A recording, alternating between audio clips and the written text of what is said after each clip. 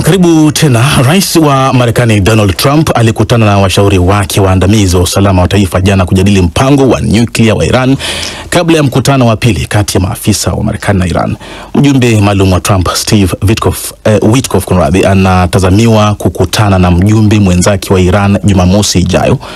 mkutano unaopangwa kufanyika mjini Muscat, Oman. Trump alizungumza na Sultan wa Oman Haitham bin Tariq kuhusu jukumu la upatanishi kati ya Washington na Tehran. Kwenye line ya simu naungana na Abdul Fattah Musa, mchambuzi anayefuatilia sana masuala ya Mashariki ya Kati akiwa Tehran. Karibu sana kwa kuungana nasi Bwana Musa. Kwanza kabisa mkumbushe tu kidogo mtazamaji wetu na msikilizaji, kwa nini Oman ndiye anasimama katikati ya Marekani na Iran kuhusu swala hili? Oman imechaguliwa kuwa ni mpatanishi au kiunganishi cha mazungumzo haya ya Marekani na Iran kuhusiana na kadhia ya nyuklia ya Iran, kwa sababu ndio upande ambao kwa namna fulani unakubalika na pande zote mbili, kwa sababu Oman inajulikana katika eneo hili la Ghuba ya Uajemi na Mashariki ya Kati kwa ujumla ni nchi moja ya Kiarabu ambayo imekuwa inajiepusha na mivutano ya kisiasa katika maeneo ya Mashariki, katika eneo la Mashariki ya Kati. Lakini muhimu zaidi tusisahau kwamba Marekani yenyewe ilipotuma au Rais Trump alipotuma barua ya kutaka Iran ianzishe mazungumzo nayo na Marekani ya nyuklia, ilitumia Imarati kwa ajili ya swala hilo, jambo ambalo Iran haikukubaliana nalo kwa sababu kihistoria Iran imekuwa na uhusiano wa karibu na Oman zaidi. Na mkutano wa Jumamosi utakuwa ni wa pili, tayari wa kwanza ulifanyika kati ya maafisa wa Marekani na Iran, lakini mazungumzo haya ya Oman ni muhimu kiasi gani na tutarajie nini? Mazungumzo ya Oman ni muhimu sana katika wakati huu ambapo hali ya Mashariki ya Kati ni tete sana katika hali ya kiusalama kuhusiana na vita za Gaza yaliyotokea, Syria, vile vile hali ya Lebanon, ni kwamba hali iko tete mno, na katika hali ambayo tayari Rais Trump ameshatoa vitisho vya kusema kwamba endapo Iran haitakubali kufanya mazungumzo na Marekani atachukua hatua za kijeshi dhidi ya Iran. Bila shaka kupatikana suluhu katika kadhia hii ya nyuklia ya Iran kupitia mazungumzo kati ya Marekani na Iran ni jambo ambalo litaweza kwa kiwango kikubwa sana kupunguza hili joto la hofu ya kutokea vita vingine vikubwa katika eneo hili la Mashariki ya Kati. Lakini hata kabla ya mazungumzo yenyewe, kama ulivyosema, tumeshuhudia kauli kali za viongozi wa pande zote mbili, Trump akitishia kushambuliana kwa mabomu, lakini waziri wa mambo ya nje wa Iran pia naye amethibitisha kwamba mazungumzo haya yatafanyika, isipokuwa amesema sio ya moja kwa moja kati ya maafisa wa Iran na Marekani, na amesema mpira uko mikononi mwa Marekani. Hapa anamaanisha nini? Alichomaanisha waziri wa mambo ya nje wa Iran Abbas Araghchi kwamba mpira uko upande wa Marekani ni kuondoa kisingizio ambacho Rais Trump alitaka kukitumia kwa ajili ya kuishambulia kijeshi Iran, yani suala la Iran kukataa kufanya mazungumzo na Marekani. Kwa hivyo hatua ya Iran ya kukubali kukaa kwenye meza ya mazungumzo na Marekani peke yake, tusisahau kwamba huko nyuma Iran ilikuwa ikisisitiza kwamba mazungumzo ya nyuklia lazima yafanyike kupitia ule mpango wa awali wa JCPOA uliojumuisha madola makubwa matano ukijumlisha na Ujerumani katika awamu iliyopita ya Rais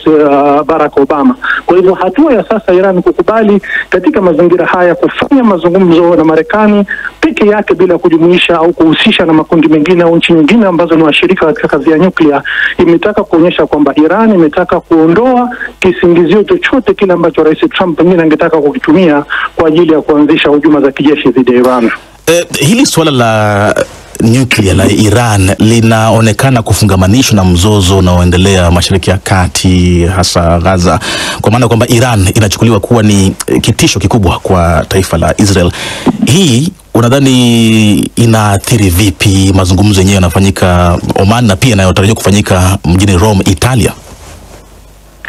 Bila shaka suala la kufanyika mazungumzo ya nyuklia katika kipindi hiki ambapo vita vya Israel dhidi ya Gaza vinaendelea ni suala lenye umuhimu, kwa sababu waziri mkuu wa Israel Benjamin Netanyahu amekuwa na msimamo mkubwa wa kutishia kwamba bila hata msaada wa Marekani anaweza kuchukua hatua za kuishambulia kijeshi Iran kwa kisingizio cha kwamba Iran ina lengo la kuunda silaha za nyuklia. Kwa hivyo katika mazingira haya sasa ambapo kwa upande mmoja mazungumzo kati ya Iran na Marekani yanaendelea Oman, na vile vile nchi zinazohusika na mkataba wa kuzuia uundaji na uenezaji wa silaha za nyuklia unaofanyika huko Rome, Italia, ni hatua muhimu sana, na hasa ukiunganisha na dhana nzima kwamba mkurugenzi mkuu wa shirika la nishati ya atomiki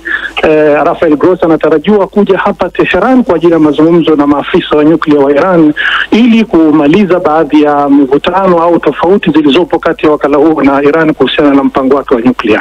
Ndio, wakati haya yanaendelea, wa Iran wenyewe wanakabiliwa na hali ngumu ya kiuchumi, mambo ya uwekezaji tangu nchi ilipowekewa vikwazo wakati ule Trump akiwa madarakani na ikapunguziwa kiasi wakati Biden aliingia madarakani. Wamekuwa wakipaza sauti pia kutokana na hali hii. Unadhani mamlaka zinaweza zikalegeza pengine msimamo kuhusiana na mazungumzo haya? Iran inaonekana kutokana na hali ambayo tumeshuhudia baada ya tu mazungumzo ya wiki iliyopita, ambapo sarafu ya Iran ya riali ilikuwa imeporomoka kulinganisha na dola mpaka kufikia kiwango cha 100,000, na katika kipindi hiki cha wiki moja tu imeweza kuongeza thamani yake mpaka kufikia kiwango cha 85,000. Hii imeonyesha kwa kiwango fulani ni namna gani suala la mvuto huu au mvutano huu wa masuala ya kadhia nyuklia Iran kati ya Marekani na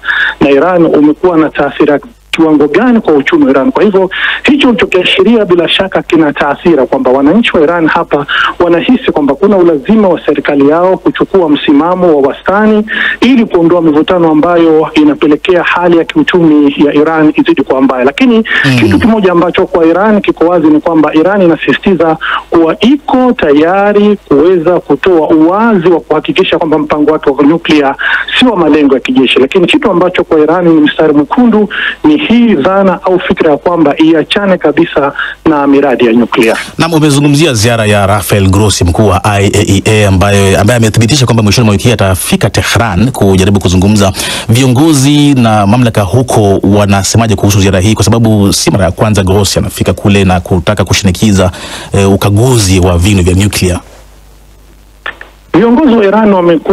wamekuwa na hofu moja kubwa kwamba wakala wa nishati ya atomiki IAEA umekuwa wakati mwingine ukifanya kazi kisiasa kutokana na mashinikizo hasa ya madola magharibi kuhusiana na mradi wa nyuklia wa Iran. Usisahau kwamba katika makubaliano ya JCPOA Iran ilikubali kuruhusu miradi yake ya nyuklia iwe chini ya uangalizi na usimamizi mkali ambao hakuna nchi yote mwanachama wa NPT au mwanachama wa IAEA imewahi kufanywa usimamizi kama huo. Lakini Iran ilikubali usimamizi huo, lakini kutokana na kwamba Rais Trump alipoingia madarakani aliamua kujitoa katika mkataba ule wa JCPOA, ndipo Iran nayo sasa ikaongeza uwezo wake wa kurutubisha madini ya urani na hata kuzuia baadhi ya shughuli za usimamizi wa wakala wa IAEA ili kutoa mashinikizo kwa upande wa magharibi utekeleze nao majukumu yao kuhusiana na mkataba wa JCPOA. Tangu Biden alipolegeza baadhi ya vikwazo vilivyokuwa vimewekwa na Trump, Iran tumeona kibiashara ikitafuta washirika wengine, kwa mfano China, na kuwauzia mafuta. Biashara imekuwa ikiimarika, lakini Trump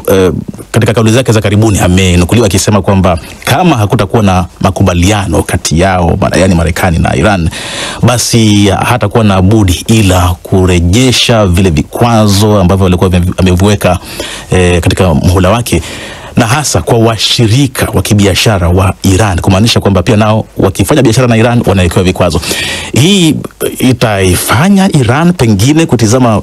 kwa jicho jingine kuhusu namna ambavyo unaweza kufikia makubaliano katika swala hili.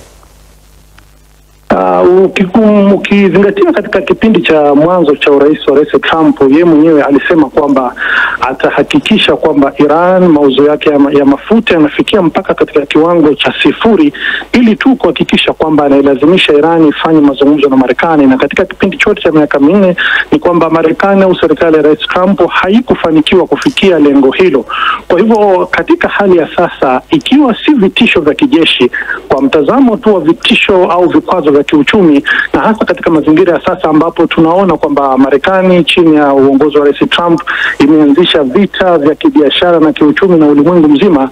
Mimi ninavyoona ni kwamba hata kama Rais Trump ataamua kurejesha tena vikwazo pamoja na kuiathiri Iran, lakini msimamo ambao Iran imeuchukua hivi sasa wa kujiunga na jumuiya kama BRICS, jumuiya kama ushirikiano wa Shanghai, ambazo zote hizo kwa namna moja au nyingine zitakuwa na taathira ya kuisaidia kupunguza makali ya vikwazo vya Marekani, havitaifanya Iran kwamba iachane moja kwa moja na mpango wake wa nyuklia.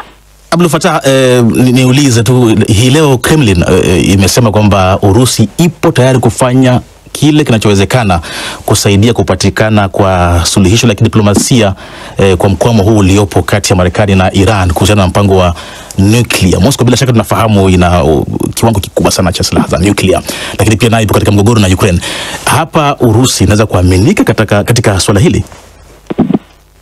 Kwa kiwango fulani tunaweza tukasema kwamba Urusi inaweza kuwa na mchango mzuri kwa sasa kuweza kusaidia kupatikana suluhisho la kidiplomasia kati ya Iran na Marekani katika kadhia ya nyuklia, kwa kuzingatia kwamba serikali ya Rais Trump, kinyume na serikali iliyopita Rais Biden, imekuwa na mtazamo wa kutaka kuwa na ukuruba zaidi na Urusi, na hasa ndio tumeona kwamba serikali yake imekuwa zaidi inaishinikiza Ukraine katika mzozo baina yake na Russia, na kwa kiwango fulani imejaribu kujikurubisha na Russia, ingawa yeye mwenyewe Rais Trump, tusisahau kwamba alisema kwamba lengo la mpango wake huo ni kutaka kuivunja ndoa ya ukuruba uliopo baina ya Urusi na China. Kwa hivyo hilo naamini kama litafanyika litakuwa na taathira ya kuweza kusaidia kupatikana suluhisho la kidiplomasia kati ya Iran na Marekani katika kadhia hii ya nyuklia. Naam, kuna habari pia kwamba rais wa Iran hatimaye ameidhinisha kujiuzulu kwa mmoja wa makamu wa rais ambaye alihusika pakubwa sana katika mazungumzo ya mwaka wa 2015 wa nuclear na madola yenye nguvu. Hili linakuja wakati ambapo Grossi anakuja kule nchini. Hii unaweza kuzungumzia vipi? Kama unamkusudia ni aliyekuwa waziri wa mambo ya nje Mohammad Javad Zarif, ambaye alikuwa Mohammad Javad Zarif ambaye alikuwa ni waziri wa mambo ya nje, ambaye ndiye aliongoza ujumbe wa Iran katika mazungumzo ya nyuklia mwanzo.